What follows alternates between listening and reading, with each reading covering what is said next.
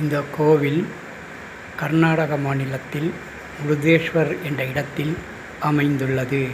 இந்த கோவிலை பற்றி தெரிந்து கொள்வதற்கு முன் லைக் பட்டனையும் சப்ஸ்கிரைப் பட்டனையும் அமைத்து விடுங்கள்.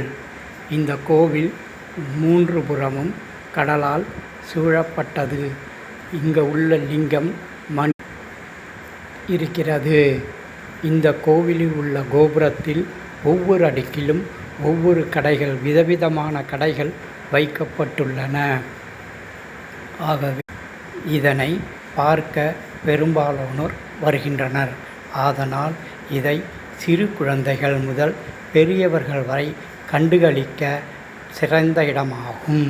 ஆகவே வாழ்வில் ஒரு நாளாவது இந்த கோவிலுக்கு சென்று இறைவனை பிரார்த்தித்து கண்டு மகிழுமாறு மிக தாழ்மையுடன்